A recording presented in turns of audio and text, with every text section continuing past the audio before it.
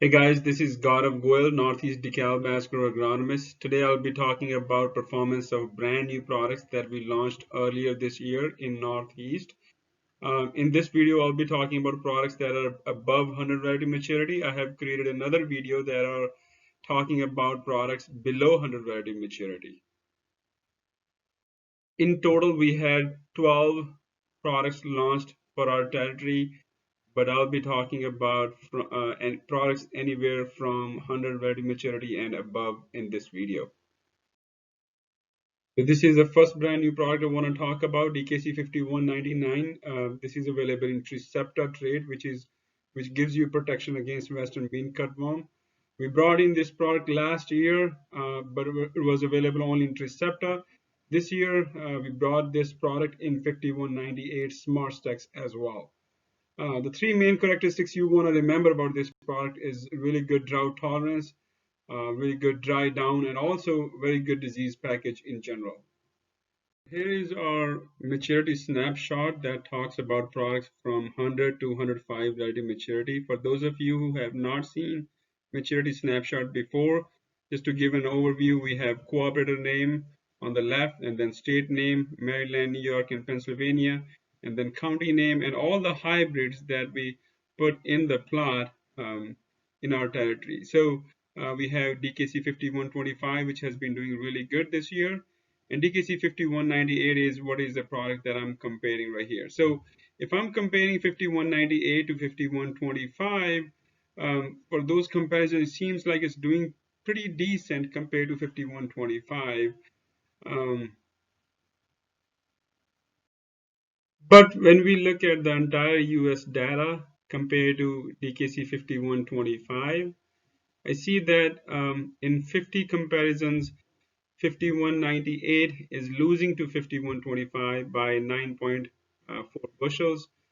Um, Especially in the when you compare between lower yield versus high yield environments, you can see easily that 5198 loses to 5125 in really high yield environments above 175 bushels. So in lower yield environments, 5198 did pretty well compared to 5125. You could do either one, but in high yield environments, you'll be better with 5125.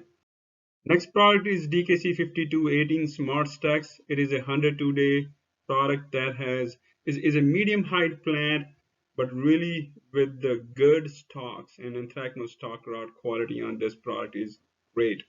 Really good dry down as well. Look at the New York data on 5218. I see out of 6 plots, in 5 plots out of 6 plots, it was behind 5125 by a few bushels. Only one plot where it beat 5125. The USA data kind of shows the same trend where 5218 is losing to 5125 in 71 comparisons by almost just above 4 bushels.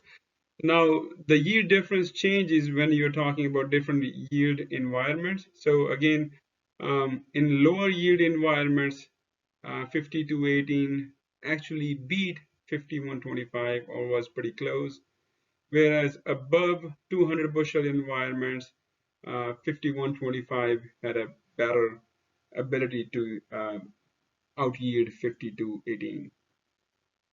Now we know that 5125 does great compared to 5198 and 5218. So why do we even need to worry about these brand new products? Well, the challenge is that 5125 comes only in double pro. What if you need a Tricepta or you need a Smart Stacks for those corn on corn acres where you might need higher protection from corn earworm or western bean cutworm or such? That's where you need to find out your options between 5218 or 5198.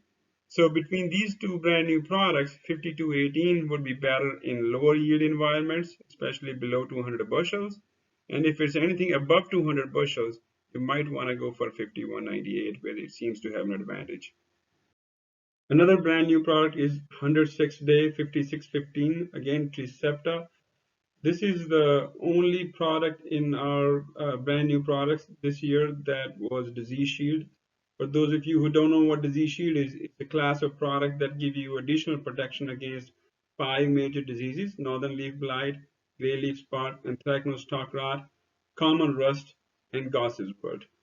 This product also comes with really good early emergence vigor, and also the ears of this product are such that they have long husk cover, so might give you some protection against areas where you have a lot of bird pressures.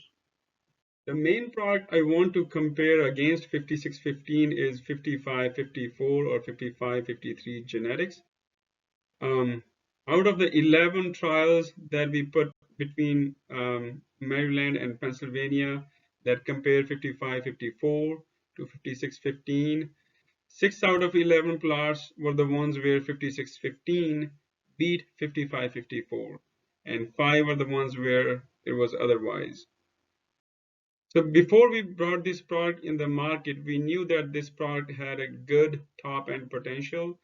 And this is showing in the slide where I'm looking at the data from entire United States compared to 55-53, where it's beating 55-53 by just over 7 bushels in 51 comparisons, especially on the higher yield environments. Anything above 200 bushels, it beats 55-53. Below 200 bushels, it is pretty similar to 55-53. This is one of the brand new products, 106 day 5665, comes in Smart Stacks trait. Very leafy plant when I walk this hybrid. It is a dual purpose product. That means it has some good silage quality as well.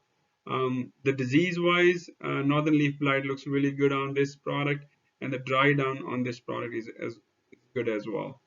Compare 5665 to 5554. I see that out of 13 plots, 7 out of 13 plots, 5665 beat 5554, and in the rest of the plots it was pretty close or just behind.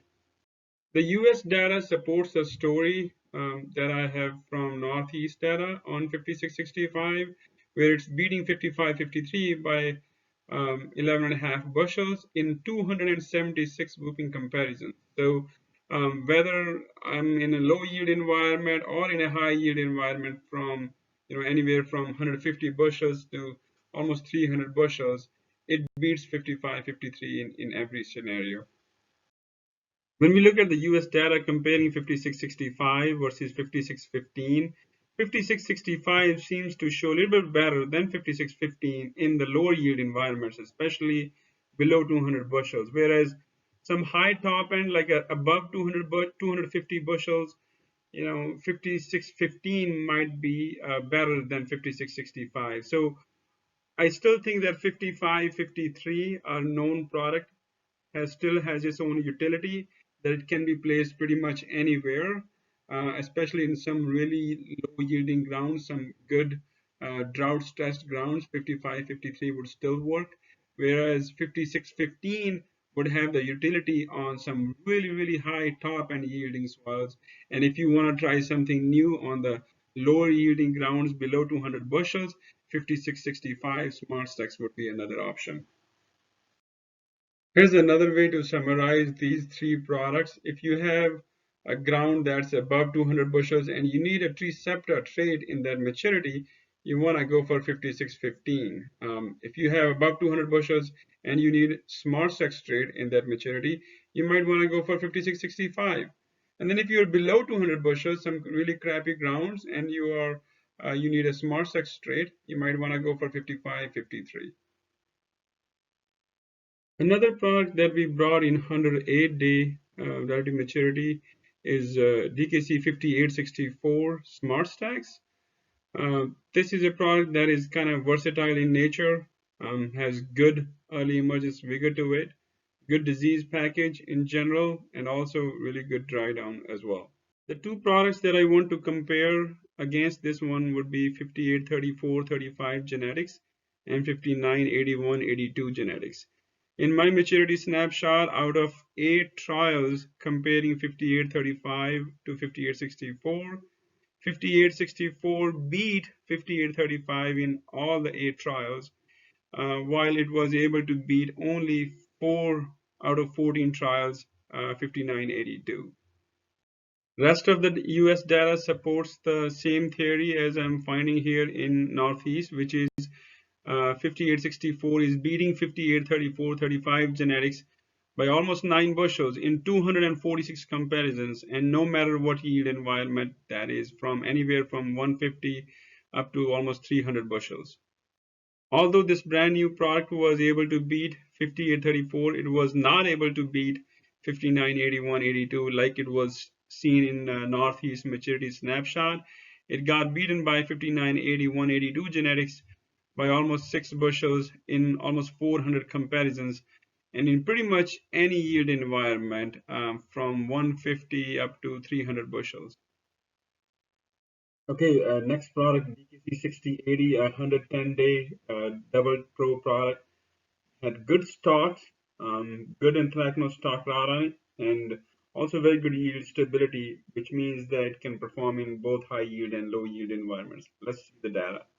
In my maturity snapshot, looking at 105 to 110 relative maturity products, I don't think it did any good compared to say 5982 genetics, where just other than couple plots, it was either below average or just average. Compared to products in 110 to 115 relative maturity, again, I don't think it did any good compared to 6141 or 6252-53 genetics.